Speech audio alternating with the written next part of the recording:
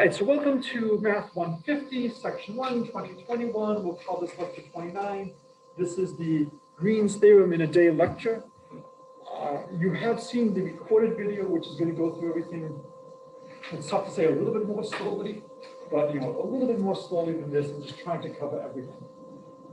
I want to try to emphasize a few things that may be a little bit different from the video. This is one of the gems of the subject. And in previous years, I forgot to take it. I actually have a plastic bag. Maybe I'll bring it in on Friday. I'll bring it in on Friday. If I can find it in my office, which is in the midst of GreensThm. What are we trying to generalize? Well, we start off with the fundamental theorem of calculus. So the integral from a to b of f prime of x dx is f of b minus f of a. So this is the fundamental theorem of calculus. And again, we don't give up the name fundamental lightly. This is important. We can view this as the integral over the integral ab of df is f evaluated as, and here this means the boundary.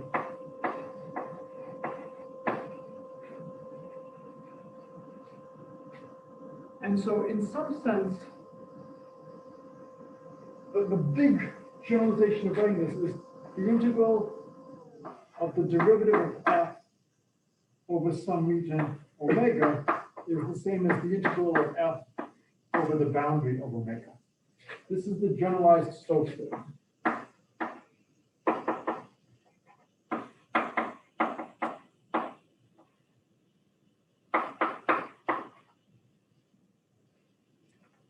You really want to figure out what kind of curves can you integrate over.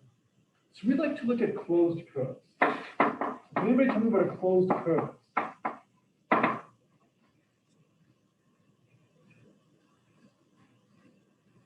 So what would be a closed curve?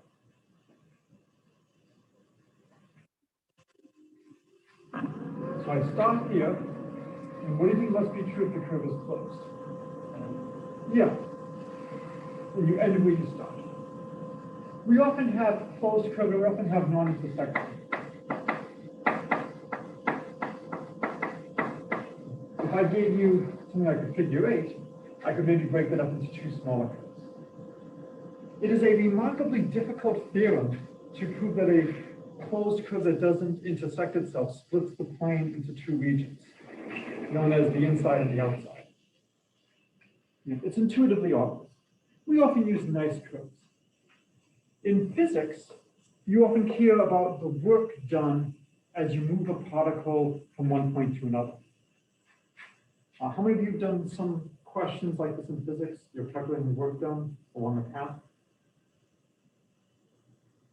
And so you might have, the particle stops here at P, ends here at Q. And as you're going along, you only care about the amount of the work in the direction of the motion. It doesn't really matter perpendicular to the motion. And this gives you things such as F plotted with ds. So this is your force. ds is the infinitesimal amount in the direction of the curve. And this is what amount of the force is tangent. It doesn't matter. There's no work done perpendicular to the motion. Does this look familiar to anybody who's doing physics? Okay. When I was a sophomore, I visited a friend of mine who was a freshman at Harvard, and I went to her math class, and they were doing stuff like this. And I left thinking, wow, that was a great lecture. And they all looked at me and go, okay, I guess you didn't think it was a great lecture. But wasn't it wonderful how we connected this to all these great results in physics? You go, yeah, we started the class thinking we don't know math, and we're also taking the physics class, and now we feel we don't know math, and we don't know physics. So it's sometimes tough in terms of how much motivation to give. In a physics class, they will go through this in much greater detail. I'm trying to just give just enough so that you can understand what's going on. We want to calculate, these are called line integrals.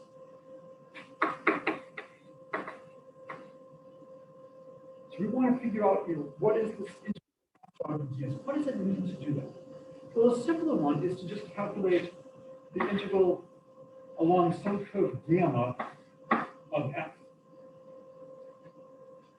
And by this we'll mean that the integral a to b of maybe f of gamma of t times the length gamma prime of t dt.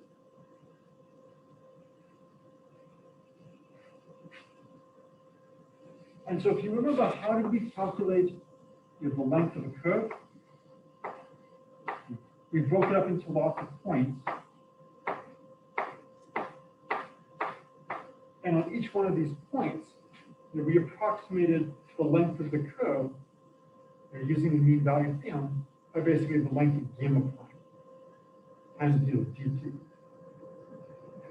And so we're sweeping things up. And if I have some physical curve in space, there could be many different parameterizations of it. And so you would prove that this doesn't depend on how you parameterize. As long as you trace the same physical path, it shouldn't matter which parameterization I choose, which way of writing down this curve gamma t. All that matters is I start and go in a nice flow in one direction. So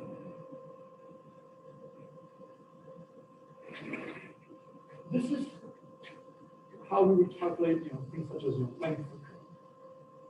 And if we just take f to be the function 1, you would see that this would just give us what we have. I could let instead f be a vector. And we often write the vector as p comma q, or maybe p comma q comma r, if we're doing things in three-dimensional space. And we want to calculate, instead of just scalar integral, a line integral. And so the only thing that changes is we now use a dot product. So we would now look at the integral of f dot ds along some curve gamma would be the integral of, say, f of gamma of t dotted with gamma prime of t dt. And that will the component of f in the direction of gamma prime is the only part that matters. So this is a very natural quantity to study. And in physics, this is related to the work done in moving a particle in a given force field from one point to another. And so we want to try to understand integrals like this. What is your favorite shape to study? Square. What else is it possible can be? Circle. So which would you rather study, a circle or a square / rectangle? They both have advantages. But when we're doing integration, which works better, a circle or a square? Square, not even close. The other thing is, which fit together better, squares or circles? Squares, right? You can put a bunch of squares together and form a super sphere. I'm sorry, super square. You can't put the circles together.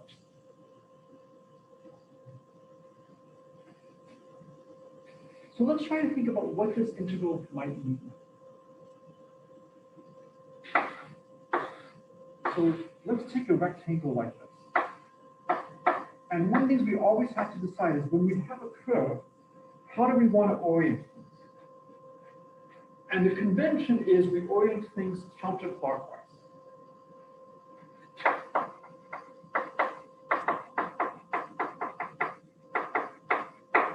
Do you think it matters if we orient things counterclockwise or clockwise?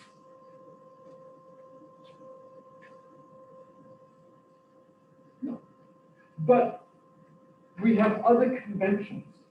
And so we have to just keep track of all of our conventions, or we could have a sign error later in the day. Does anybody know where else in this semester we've chosen a convention for how we do something? It will be related to what we have here. It involves vectors.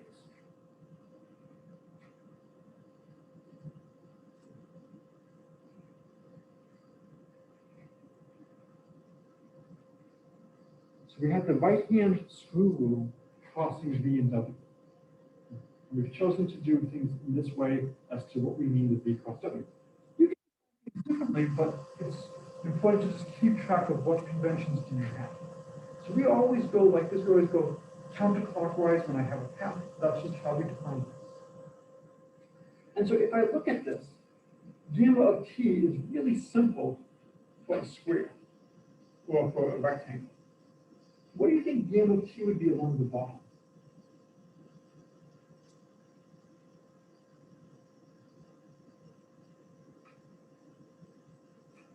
Which direction are we moving in? So if we're on the bottom, what direction are we moving in? I'm sorry? Towards the right. So if I write gamma of t as x of t, y of t, gamma prime of t dt would be x prime of t, y prime of t dt. What can you tell me as we move along the bottom?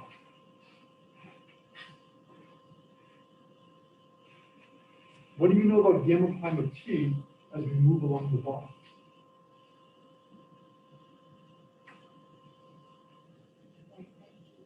Y prime of t is 0. There's no change in y. So as I move along the bottom, y prime is 0. This is just going to be a dx. And similarly, the top is just going to be a dx. What about when I go vertically? What will be true when I go vertically? It'll just be dy. And so if I look at something like this, if I have f is p comma q, this is basically going to be like the integral of p dx plus q dy.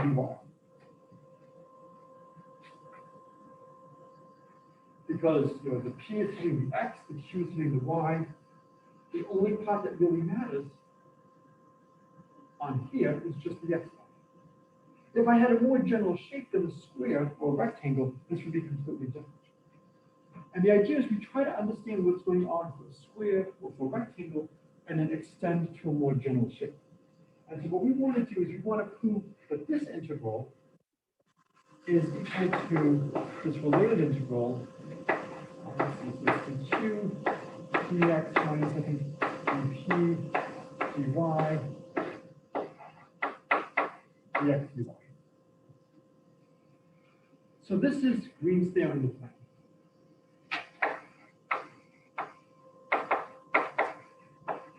Now, Green's theorem can be generalized to a surface in three-dimensional space.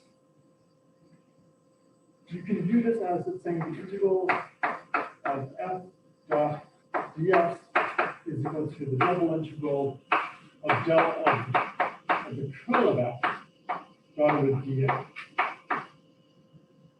And you always want to make sure that you have the right quantities. So the curl of f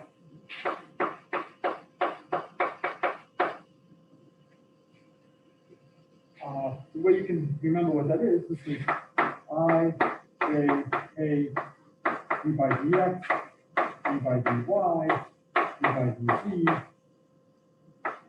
p, q, y. And again, this is just convenient notation to help us remember.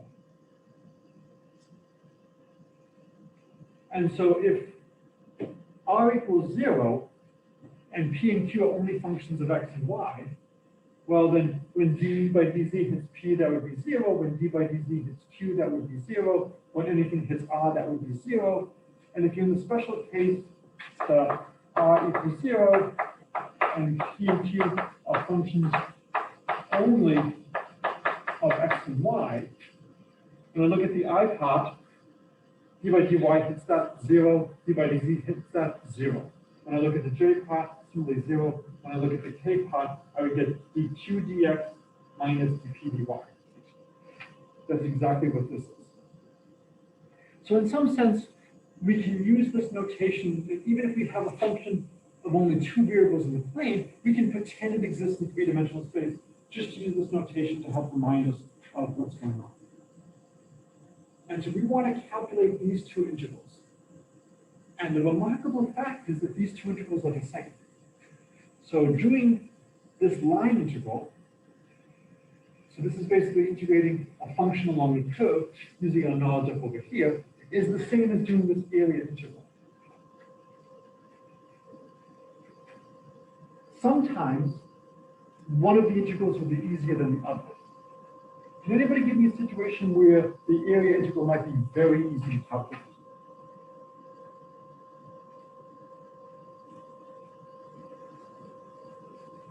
Yes. Yeah, if the curl of f is 0, then the area integral is trivially 0 and there's nothing to do. So a lot of times in multivariable calculus classes, early in the semester, they give you line integrals to do that are trivial to compute because the curl of f is either 0 or a nice constant. And so knowing that, you can quickly check and see what the answer is. If you don't know that, it's a little bit more work. If you know that the force is always perpendicular to the motion, then what would the line integral be? So if f is always perpendicular to ds, what would the dot product be? It would be 0. So if you have something moving in a circular orbit about the sun, and again, the orbits are elliptical, but if you have something moving in a perfect circular orbit, at every moment in time the force is inward, the motion is tangent to that, there would be no force being done. There would be no work being done. So we want to prove that these two integrals are the same.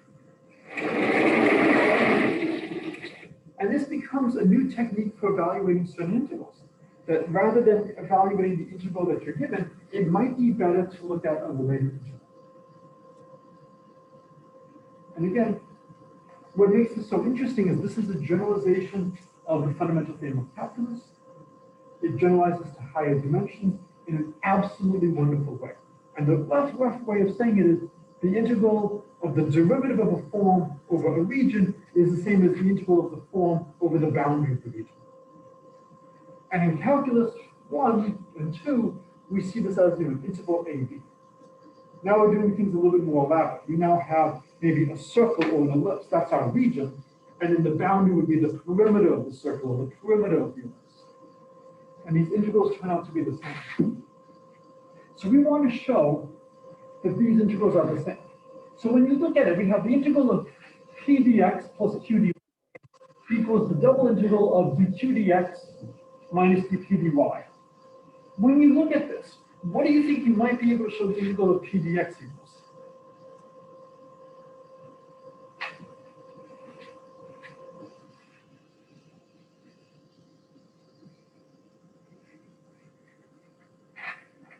So we're trying to prove the integral of p dx plus q dy is the double integral of dq dx minus dp dy. What do you think the integral of p dx might be?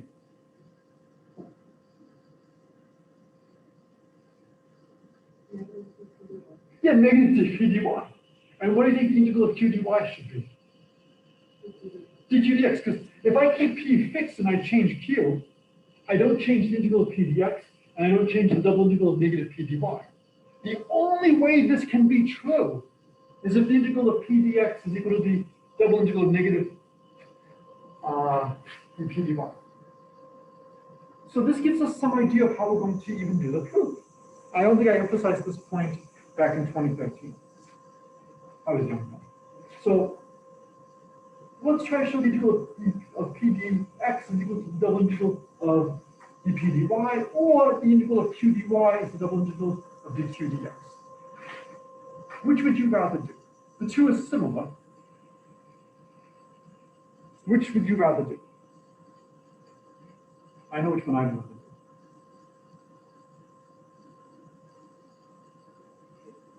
Why would you rather do the q? And I agree with you, I would much rather do the q.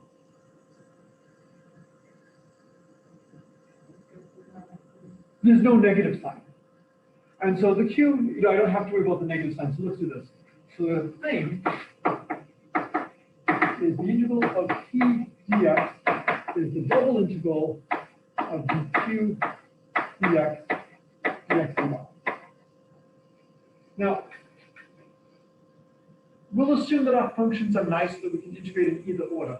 Would you rather integrate dq dx first with respect to x or first with respect to y?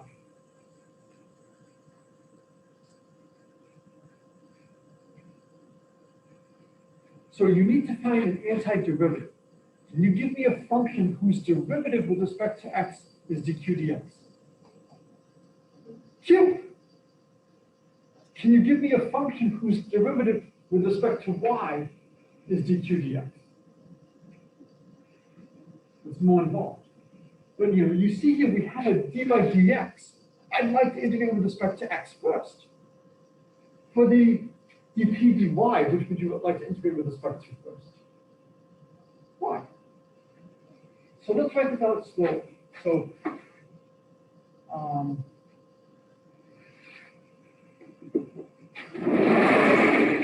let's put in some notations. So let's call this point AC and this point BD. So then this point would be BC and this point would be AB. So these are the points of my rectangle.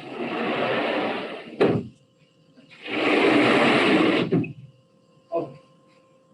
So I first integrate with respect to x and with respect to y. So y goes from C to D, x goes from A to B, dq, dx, dx, dy. So I'm just going to do things very slowly. So the first is y goes from C to D.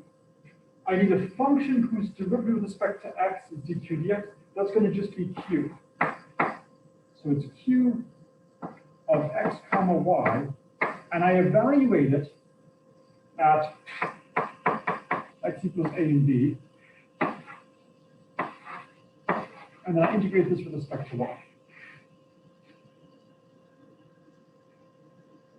Okay? Any questions so far? Yes? Yes? This should be a q. Yeah. Yes. It should be a q dy.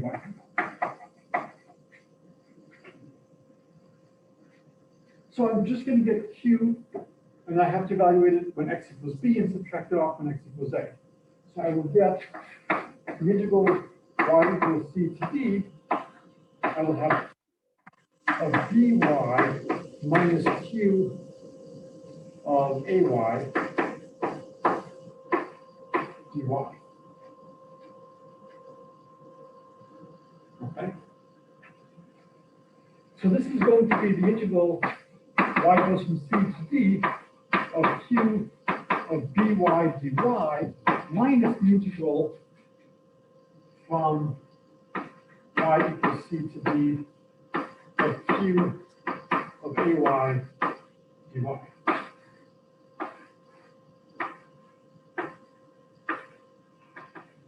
And again, here's my region. So let's look and see what we have.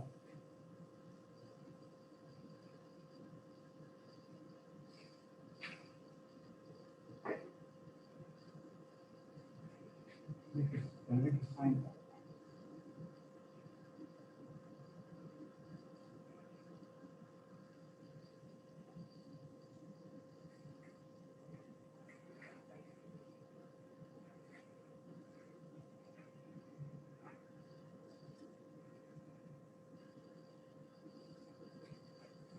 Just checking. Let me right now if I've made a sign there. Everything's fine. I was viewing this as we're doing horizontal integrals, we're doing vertical integrals, everything is fine. I was viewing these as dx and not dy, and that's why things were wrong. So let's look at what is the integral of q at dy, y goes from c to d. And when you look at that on this curve, here is region. This curve 1, curve 2, curve 3, curve 4. Which one is the integral of q dy, y goes from c to d? Is it 1, 2, 3, 4? Here is AC, BC, AD,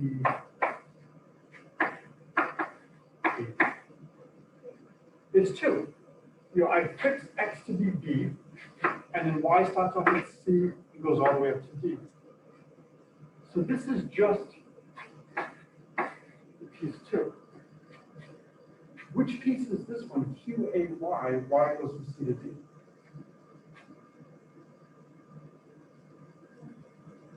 So is it exactly 4?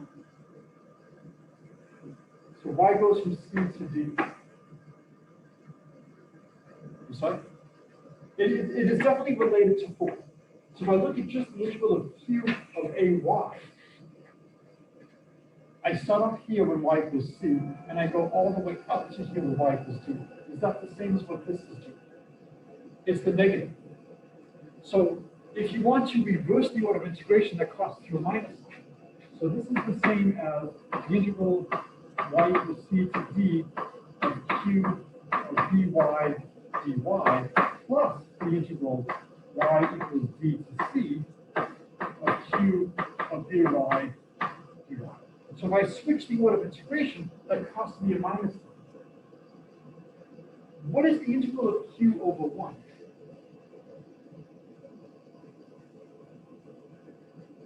You know, Q dy over 1.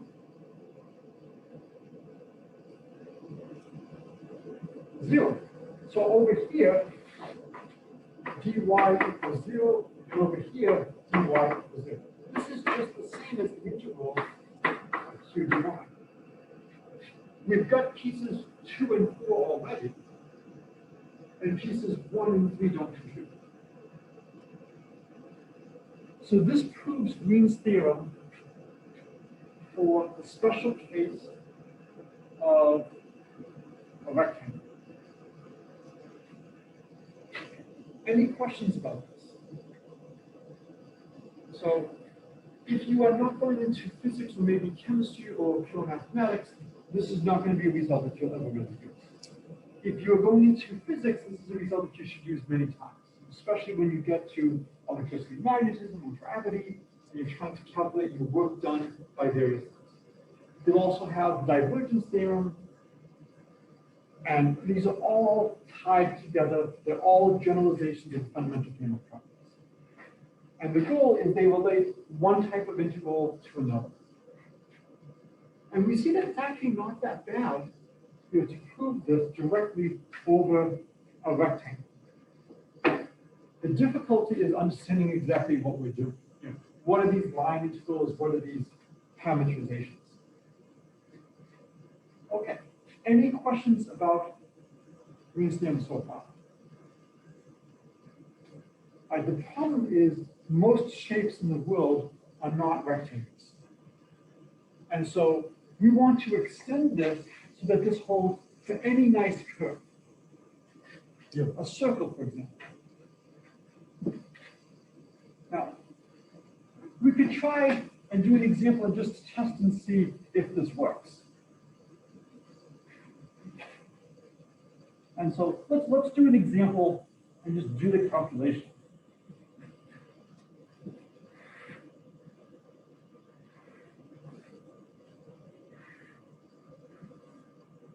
So let's take the function c of t to be cosine t, sine of t, 0 plus equal to t plus equal to 2 pi. So what kind of curve is this going to be? Circle. And are we going through the circle clockwise or counterclockwise?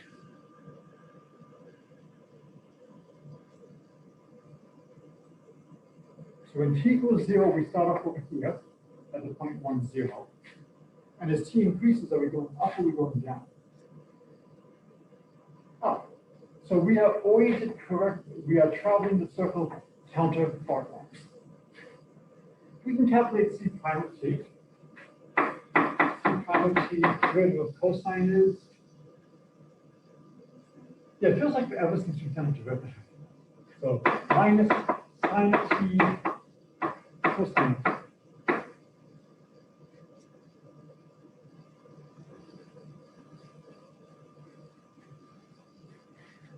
And so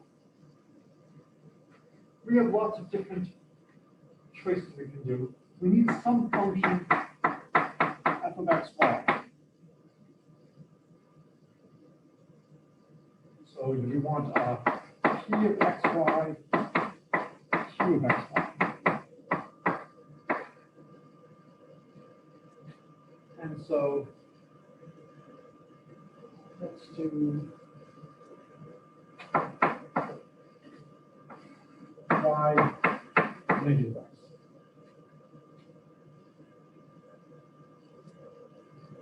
Do you think this is a random choice?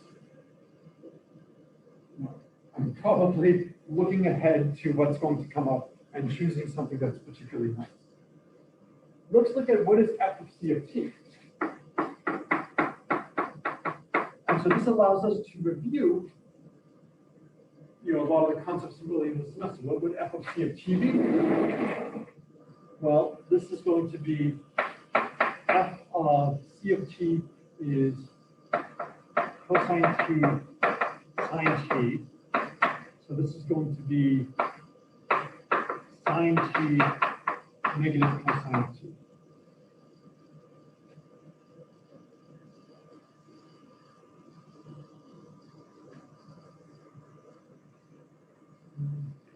Actually, let me change this as well. I'll make it negative y and positive x. Okay. So now we can compute f of c of t dotted with t prime of t.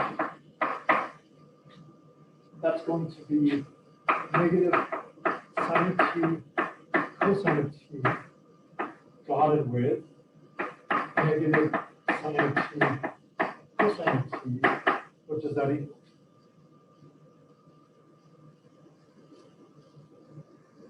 One, because you did. Sine squared plus cosine squared is just 1.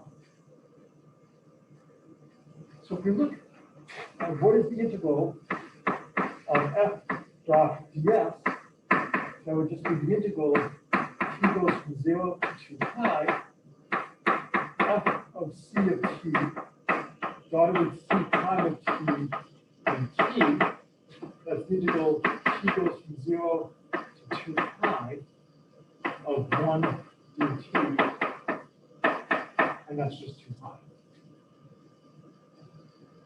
So we were able to handle the integral of f dot ds without any trouble. Now, we need to calculate the other one. We need to calculate the curl of f. So we need to calculate dq dx minus dp dy. All right, what's the derivative of q with respect to x?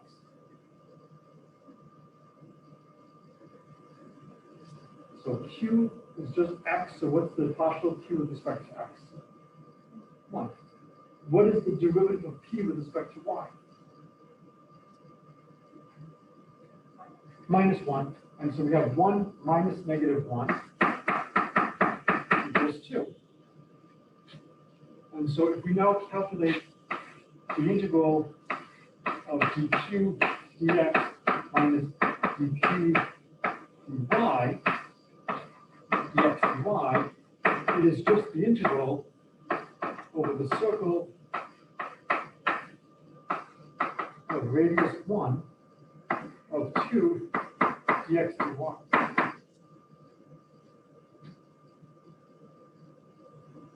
What is this integral for?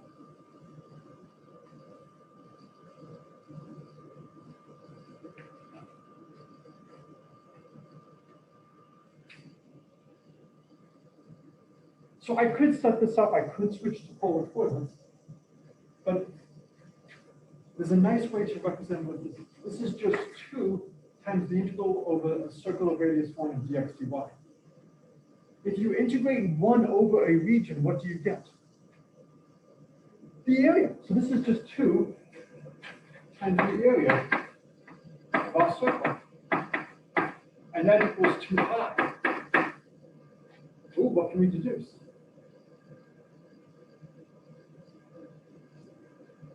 So if twice the area equals 2 pi, area is pi.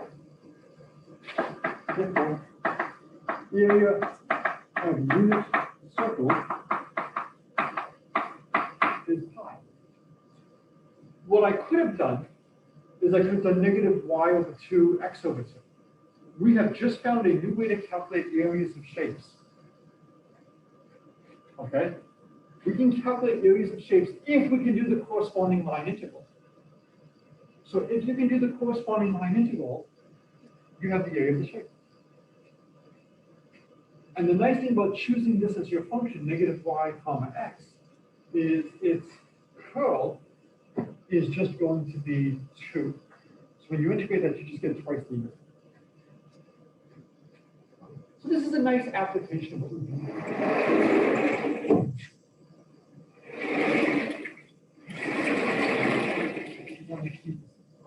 And any questions on what we've just done here? All right, so we've now at least done an example and shown that at least what we're doing is consistent, because we do know that the area of a circle is pi.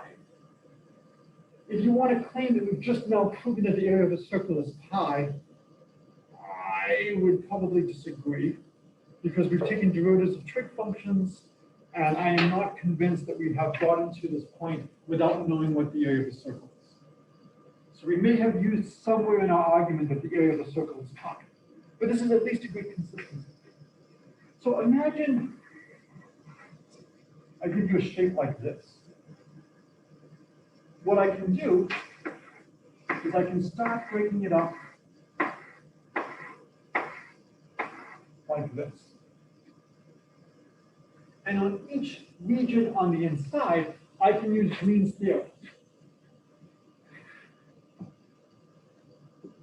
And again, what I want to do now is I want to just highlight the key idea without going into all the technical details. So let's look at what's going on. So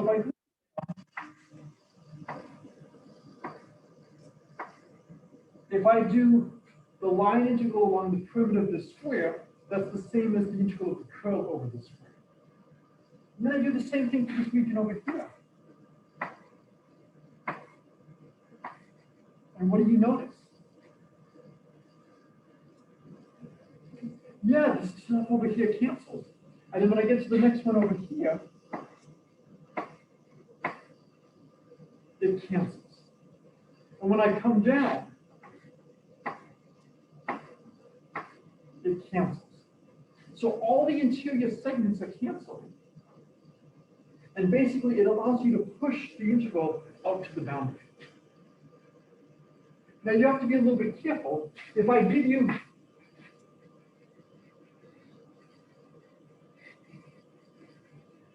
a shape that has a rectilinear boundary, then you would have GreensThm holds for this. And if the integral of the curl inside is equal to the line integral outside.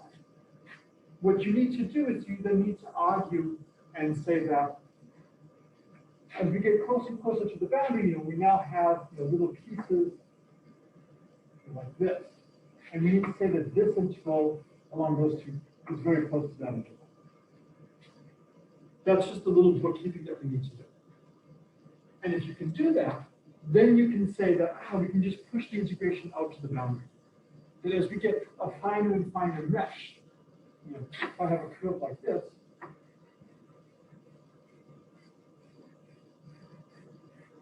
and so are we saying that the length of this curve is the same as the sum of these lengths?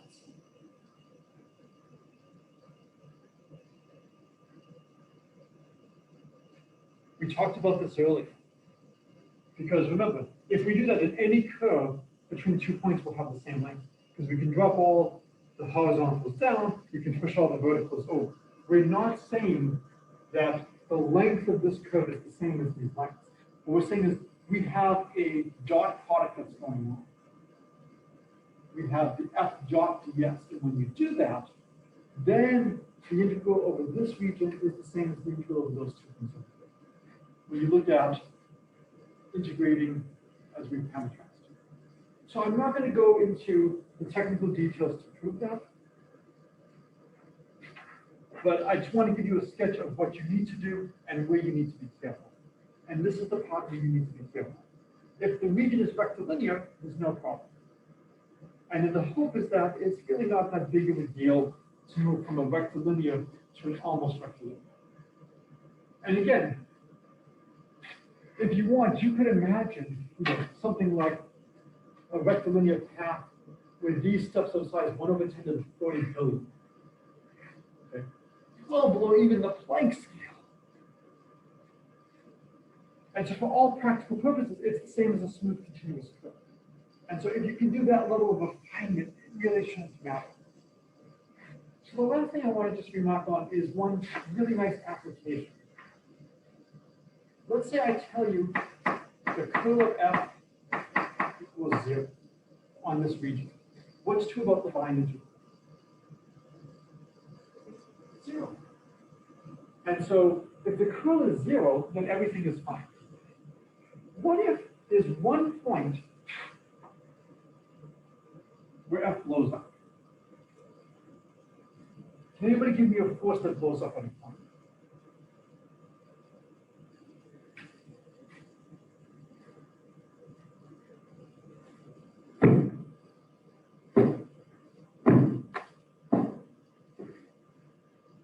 Any force that blows up at a point. What are the big forces you know? If I had my lunch, I would throw some of it at you. A piece of fruit, perhaps. I'm sorry? Gravity, right? What's gravity? Gravity is a 1/r². It blows up at the origin. And so in all of our arguments, we always talk about things being continuous and being differentiable. Well, at the origin, gravity blows up. So imagine we have a force that's conserved, that the gradient of f is 0, so that the curl of f is 0, but there's maybe one point where f blows up. And we want to calculate, a line integral along a curve like this. And here's a beautiful trick. Imagine we have a very small circle about that one point. And so I want to calculate what's going on along here. And here's what we do. We make a small little slit here and here. And we come down like this, go around, and come back. And if we do this, we now have a nice region here that has a really nice boundary. And because the curl of f is 0, the integral over that whole region is just 0. So you agree that the integral over this whole region is 0. We now shrink this. So let's say that this has thickness epsilon. We let epsilon go to 0. As epsilon goes to 0, these two lines merge, and we travel them in opposite directions. So what's true about their integration? Cancel. So what we know is, if we call the original curve gamma, the integral of f dot ds over the curve gamma is equal to this integral. Let's call this, c sub epsilon for circular radius epsilon.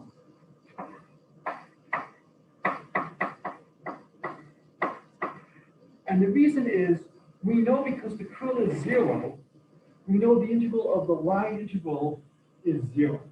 Well, in the limit as epsilon goes to 0, what does the line integral go to? It goes to integrating over gamma and integrating over this curve c epsilon, but traveling clockwise. So we're traveling around the curve c epsilon clockwise. So we know that since del cross f is 0, the integral of basically gamma plus c epsilon, I guess it would be minus epsilon, of f dot ds is 0. Because this is what I get in the limit as this grid goes to 0. So maybe I should have that as a different epsilon than this one. I'll call this maybe epsilon. Because as epsilon prime goes to 0, these two things cancel each other out. And what we've been able to do is we can say, by using Green's theorem, if I want to integrate along this closed curve gamma, if the curl is 0 everywhere except for one point where things blow up, it's the same as integrating over a small circle about that point.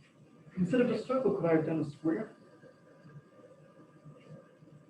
And that's the problem. This is where like the Gauss divergence theorem comes from, is that it allows us to say you can reduce the calculation when things blow up and the curl is 0 everywhere except at that point to what's going on at just one really nice integral.